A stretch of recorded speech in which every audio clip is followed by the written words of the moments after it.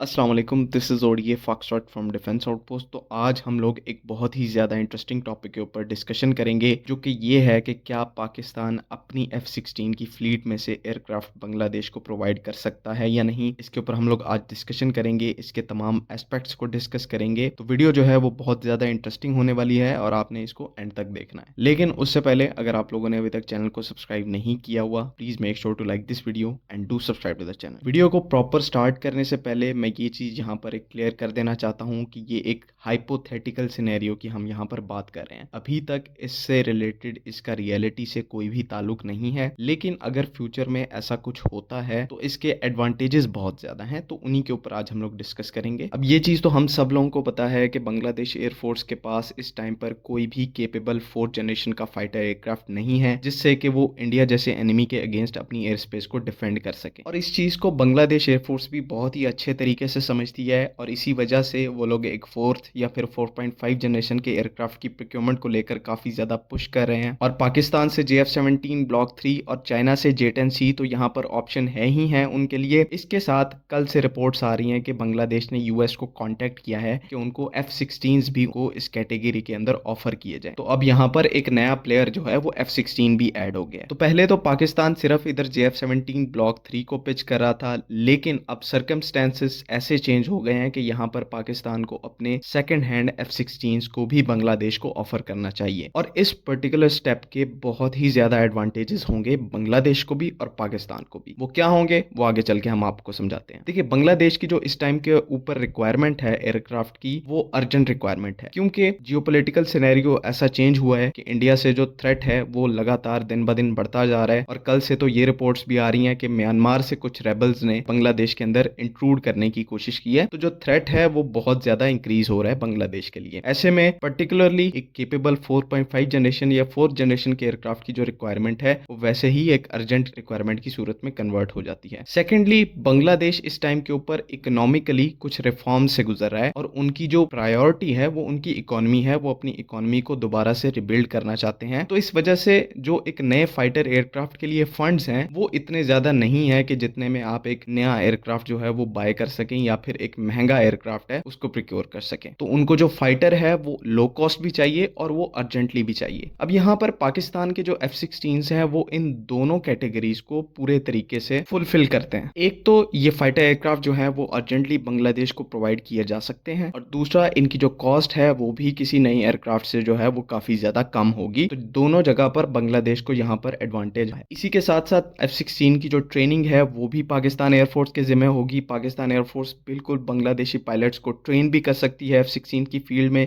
क्योंकि हमारे पास F-16 के दुनिया में सबसे बेस्ट पायलट्स मौजूद हैं जो कि बांग्लादेशी एयरफोर्स को एक्सपर्ट ट्रेनिंग प्रोवाइड करवा सकते हैं। इनफैक्ट अगर F-16 के आर्मामेंट्स की बात करें तो पाकिस्तान एयरफोर्स के पास इस टाइम रिजर्व के अंदर तकरीबन 400 के करीब AIM-120 C5 AMRAAM air to air missiles मौजूद हैं। तो उनमें से भी जो रिजर्व है वो बांग्लादेश को अर्जेंटली प्रोवाइड किया जा सकता है, जो कि उनकी रिक्वायरमेंट को भी कॉम्प्लीमेंट करेगा। यहाँ पर ये चीज भी क्लियर करना जरूरी है कि अगर इस तरह की सिचुएशन बनती है कि पाकिस्तान एयरफोर्स अपने F-16 को बांग्लादेश को ट्रांसफर करने के लिए एग्री कर लेती है, तो यहाँ पर सिर्फ 50 के करीब F-16 जो कि पाकिस्तान की सर्विस में है उनको ट्रांसफर किया जाएगा, जो कि ब्लॉक 15 मॉडल्स के होंगे। लेकिन एट द सेम टाइम वो ब्लॉक 52 स्टैंडर्ड्स पर अपग्रेडेड हैं, तो मॉडर्न फाइटर्स कराते हैं। जो हमारे पास डेडिकेटेड ब्लॉक 50-52 वर्जन के F-16 हैं उनको पाकिस्तान एयरफोर्स कभी भी ट्रांसफर नहीं करेगी, क्योंकि वो ऐसे एयरक्राफ्ट हैं जिनको बाद में ब्लॉक 70-72 पर अपग्रेड किया जा सकता है। अब यहाँ पर एक और मेन मुद्दे की बात करते हैं कि इन सब से पाकिस्तान को क्या फायदा होगा। तो F-16 के केस में हम सबको पता है कि यूएस की परमिशन के बगैर उस केस के अंदर कुछ भी नहीं हो सकता, और अगर पाकिस्तान बांग्लादेश को F-16 प्रोवाइड करता भी है तो यूएस की परमिशन हमें लेनी पड़ेगी। यहाँ पर आके चीजें थोड़ी सी इंटरेस्टिंग हो जाती हैं। देखिए, बांग्लादेश के अंदर जो करंट एस्टेब्लिशमेंट है या उनकी गवर्नमेंट है वो काफी ज्यादा प्रो अमेरिकन है या प्रो वेस्ट है, और अमेरिका तकरीबन हर मामले में इस टाइम के ऊपर बांग्लादेश के साथ स्टैंड करता है। और अगर पाकिस्तान इस ऑफर को सामने रखता है कि हम अपने F-16 को बांग्लादेश को सप्लाई करने के लिए तैयार हैं, तो इसके साथ एक तो यहाँ पर इस मूव से यूनाइटेड स्टेट्स को बहुत फायदा होगा, क्योंकि उनके एलाय को एम्पावरमेंट मिलेगी। उनका जो एलाय है एशिया में बांग्लादेश की सूरत में वो मजबूत होगा। साथ ही साथ पाकिस्तान एक कंडीशन यहाँ पर यह रख सकता है कि अगर पाकिस्तान बांग्लादेश को अपने 50 के करीब F-16 को प्रोवाइड करेगा। तो इस सूरत में पाकिस्तान को यूएस से नए ब्लॉक 70-72 के F-16 चाहिए, उतने ही नंबर्स में या फिर उससे ज्यादा जितने हम लोगों ने बांग्लादेश को सप्लाई किए हैं। क्योंकि इस फैक्ट को हमें मानना पड़ेगा कि पाकिस्तान एयरफोर्स और F-16 का जो रिलेशन है वो काफी ज्यादा स्पेशल है, और पाकिस्तान एयरफोर्स कभी भी नहीं चाहेगी कि वो F-16 को अबेंडन करे, क्योंकि हमारे पायलट्स का उसके ऊपर बहुत ज्यादा एक्सपीरियंस है और वो 40 साल से पीएफ के अंदर अपनी सर्विसेज को अंजाम दे रहा है और एक एक्सीलेंट फोर्थ जनरेशन का फाइटर है। तो अगर हम पुराने F-16 को अपनी सर्विस में रखते हैं तो इवेंचुअली हमें उन्हें रिटायर करना पड़ेगा, क्योंकि जो पुराने ब्लॉक 15 MLU लेवल के F-16 हैं उनको हम लोग ब्लॉक 70-72 का अपग्रेड नहीं दे सकते, उनके ऊपर एक लिमिटेशन है। तो ऐसे में अगर ये ट्रम्प कार्ड पाकिस्तान एयरफोर्स खेले कि हम लोग स्टॉप गैप सोल्यूशन के तौर पर बांग्लादेश को अपने पुराने F-16 प्रोवाइड करने के लिए तैयार है, जिनसे उनकी जो अर्जेंट रिक्वायरमेंट है और लो कॉस्ट एयरक्राफ्ट की रिक्वायरमेंट है वो भी फुलफिल हो जाएगी। साथ ही साथ इस मदद के लिए पाकिस्तान एयरफोर्स को यूएस से नए ब्लॉक 70-72 के F-16 प्रोवाइड कर दिए जाए। तो डेफिनेटली ये एक विन विन सिचुएशन है, बांग्लादेश की भी यहाँ पर रिक्वायरमेंट एड्रेस होगी, यूएस की भी जो अलायंस है वो यहाँ पर स्ट्रेंथन होगी, और सबसे ज्यादा पाकिस्तान को F-16 ब्लॉक 70-72 तक रसाई मुमकिन होगी। और जहां तक मैं अपनी बात करूं तो मेरी दिली ख्वाहिश कह लें ये है कि पाकिस्तान एयरफोर्स इस चीज को इस डायरेक्शन के अंदर मूव करवाए। और आप लोगों की इसके बारे में क्या